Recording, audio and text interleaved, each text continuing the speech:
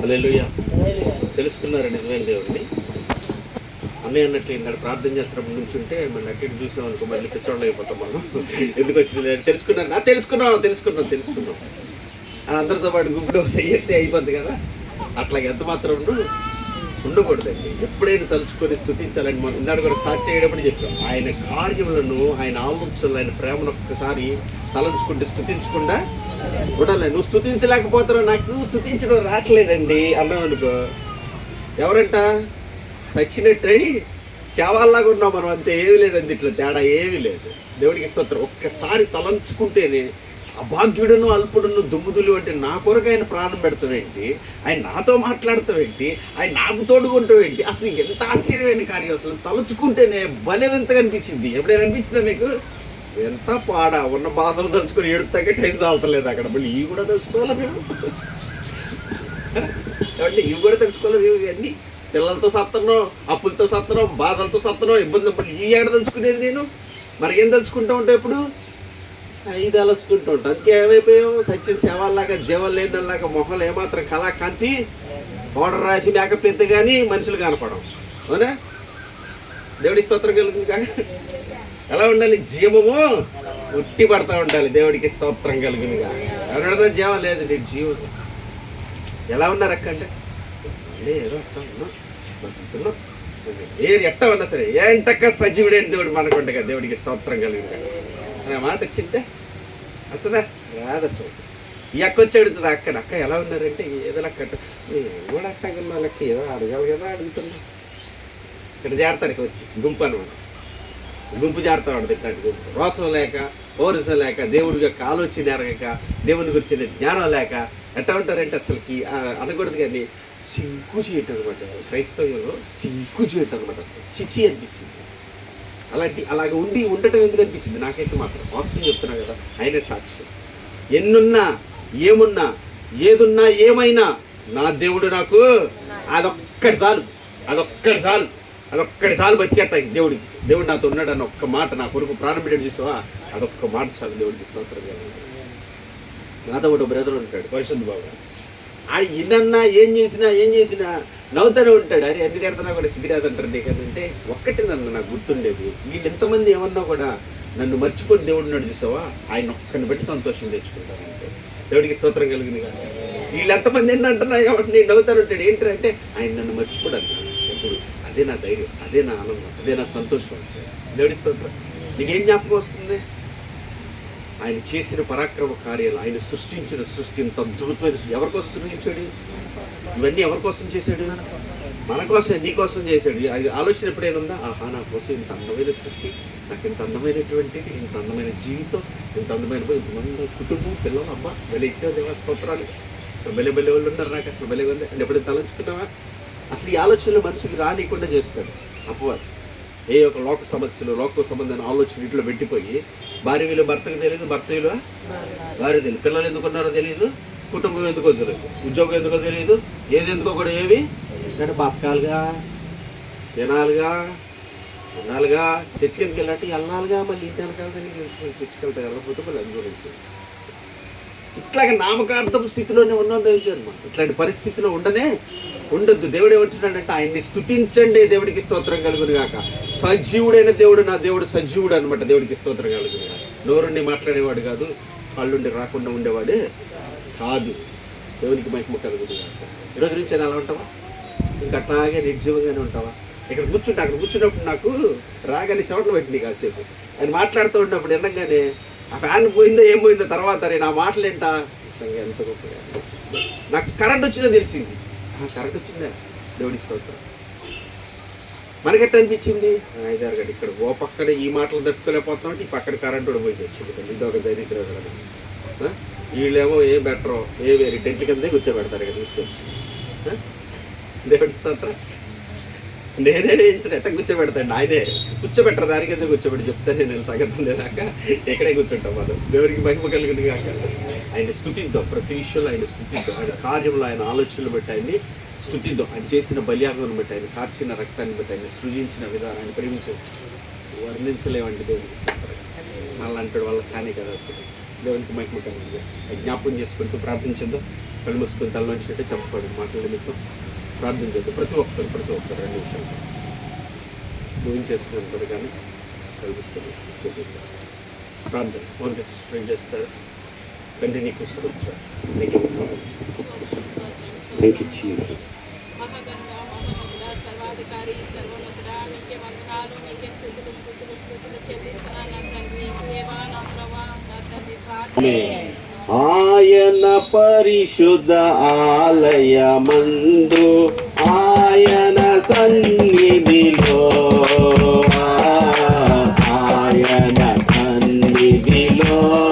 ఎల్లప్పుడు దేవుని స్తుతించుడి, దేవుని స్తుతించుడి, ఎల్లప్పుడు దేవుని స్తుతించుడి.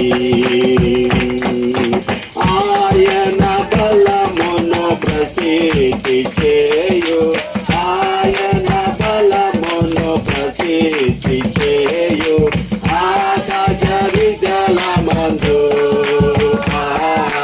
ఆకాశ విశాలమందు ఎల్లప్పుడు దేవుని స్తుతించుడి, దేవుని స్తుతించుడి, ఎల్లప్పుడు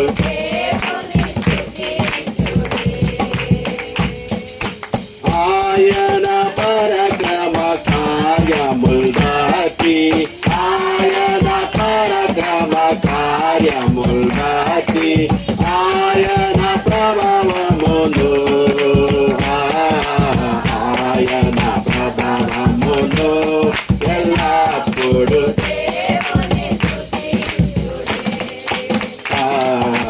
దేవుని స్తుతించుడి, ఎల్లప్పుడు సకల ప్రాణులు యెహోవా స్తుతించుడి, సకల యెహోవా స్వరమండలములతో, స్వరమండలములతో ఎల్లప్పుడు దేవుని స్తుతించుడి, దేవుని స్తుతించుడి, ఎల్లప్పుడు దేవుని స్తుతించుడి. హల్లెలూయా. ప్రభు యేసు నామమునకే మహిమ కలుగును గాక. ఆహా నా భాగ్యము ఎంత గొప్పది,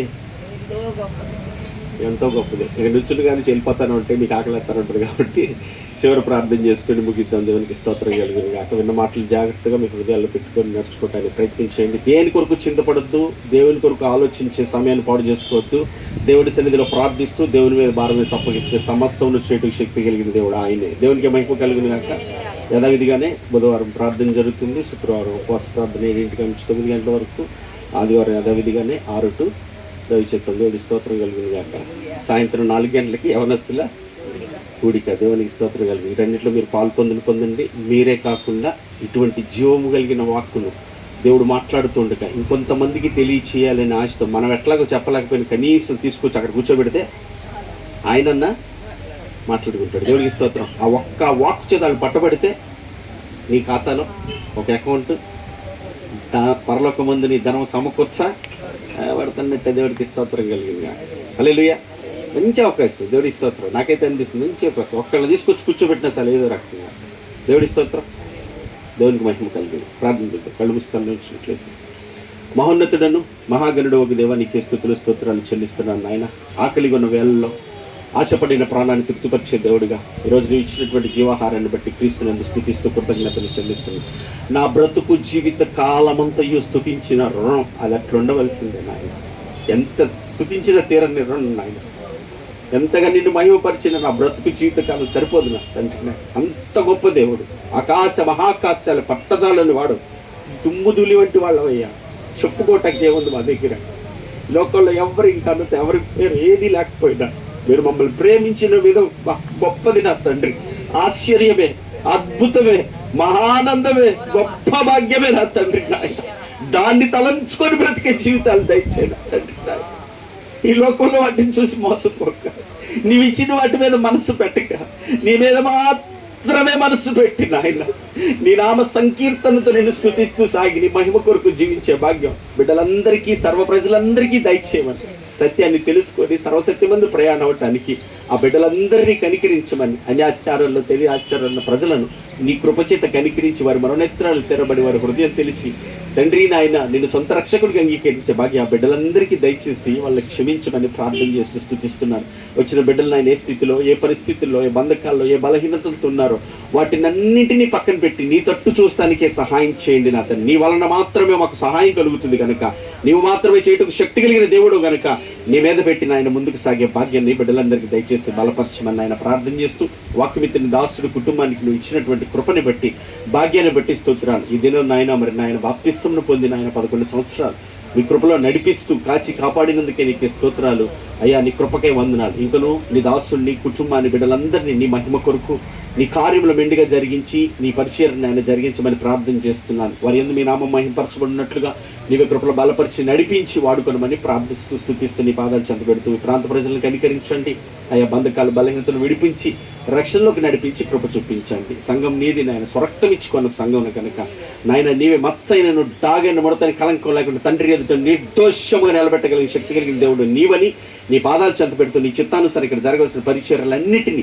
నీ మహిమ కొరకు జరిగించి నీవే మహిమ పొందమని ఏదైనా నాయన బాటుకోడు ప్రాంతంలో ఆరంభిస్తున్నటువంటి కూడికలు నాయన మీ పాదాలు చెంత పెడుతూ ఆరంభం నుంచి చివరి వరకు నీ ఆత్మ సారథ్యంలో జరిగించబడి ఈ కూడికలు అనేకుల రక్షణ, విడుదల, విమోచన కార్యాలు చూచినట్లుగా, సత్యాన్ని ప్రజలు గ్రహించినట్లుగా, నిలబడుతున్న ప్రతి సేవకుడు నీ ఆత్మచేత నింపబడి వాడబడినట్లుగా ఆ ప్రాంతం అంతా నాయన నా తండ్రి క్రీస్తునందు పట్టబడటానికి కృప చూపించి సహాయం చేయమని అయ్యా స్తుతిస్తూ మధ్యాహ్నకాలం జరగచ్చు యవనస్తుల కూడికలు కూడా మీరే మీ ఆత్మ సారథ్యం మీద ఆస్తులు నిలబెట్టుకొని జరిగించి రావాల్సిన యవన బిడ్డలందరినీ సమకూర్చమని ఆ పనిలో వాడుకున్న సహోదరుడు సూర్యుని నాయన పరిజ్ఞాన బిడ్డలు కూడా బలపరిచి నిలబెట్టుకొని మహిమ పొందమని, సర్వ మహిమ ఘనత మీకు మాత్రమే చెల్లి. ఎవరైతే అనారోగ్యంతో ఉన్నారో నైనా వారిని మీ కృపతో స్వస్థపరచండి, బలపరచండి, లేవనెత్తండి. ఎందు నిమిత్తము తెలుసుకునే జ్ఞానం దయచేసి లోబడటానికి కృప చూపించండి. ఎవరు బలహీనంగా ఉన్నారో వాళ్ళు బలపరచండి. ఎవరు కృంగిపోయి అధైర్యంతో నాకెవరు లేరని దిక్కులేని పరిస్థితులు ఉన్నారు, నీవు ఉన్నావు అని నా తండ్రి, సజీవుడైన నీవు ఉన్నావని తెలుసుకొని నీ పాదాల చెంతకు చేరి నీ కృపని పొంది నీకు సాక్షిలో ఉన్నట్లుగా నాయన నీవే సహాయం చేసి కృప చూపించమని సహాయం చేయమని ఏదైనా నాయన ఏర్పాటు చేయబడిన ఆహార పదార్థాలను బట్టి మీకు వందనాలు. పరిశుద్ధపరచండి, పవిత్రపరిచి దీవించండి. తిండి బిడ్డలు మీ ప్రేమ రుచింపచేయండి. లేని బిడ్డలు అందరూ ఆకలితో ఉన్నారు, వారికి పెట్టేవారిగా స్వార్థపరులుగా కాక నా తండ్రి నాయన నీ మహిమకరంగా జీవించే భాగ్యం మా అందరికీ దయచేయమని అయ్యా. సమస్త ఘనత మహిమలు మీకు మాత్రమే ఆపాదిస్తూ మరొకసారి నిండు మనస్తున్న ఆయన కృతజ్ఞతాస్తుతులు మీకు చెల్లిస్తూ మా హృదయాలు కృతజ్ఞతతో నింపబడి సాగే భాగ్యం అందరికీ దయచేయమని యేసయ్య శ్రేష్టమైన నామమున ప్రార్థించి స్తుతించి వేడుకుంటున్నాను నా ప్రియ పరలోకపు తండ్రి. ఆమేన్. పరలోకమందున మా తండ్రి మీ నామం పరిశుద్ధపరచబడును గాక, మీ రాజ్యం మాకు వచ్చును గాక, మీ చిత్తం పరలోకమందు నెరవేరుచున్నట్లు ఈ భూమి యందు నెరవేరును గాక. మాకు కావలసిన అనుదిన ఆహారం నేడు మీరు మాకు దయచేయము తండ్రి. మా ఎడల అపరాధం చేసిన తండ్రి క్షమించులాగు, మా అపరాధాలు క్షమించు తండ్రి. మమ్మల్ని శోధనలోనికి తేక కీడు నుంచి తప్పించు తండ్రి. ఎందుకంటే రాజ్యము, బలము, శక్తి, మహిమ నిరంతరం నీవే ఉన్నావు తండ్రి. ఆమేన్. యేసు రక్తమే జయం, అపవాదికుల లయం. ప్రవేశ రక్తమునికే జయం, అపవాదికుల లయం. ప్రవేశ రక్తమే సంపూర్ణ విజయం. అపవాది వాని క్రియలకంత నాశనము కలుగును గాక.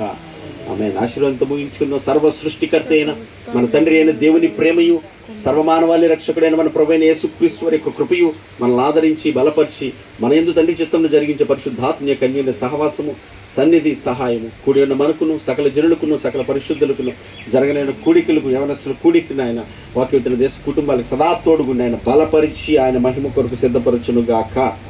ప్రేమ సమాధానాల కర్త అయిన దేవుడే మనల్ని అందరినీ నడిపించును గాక.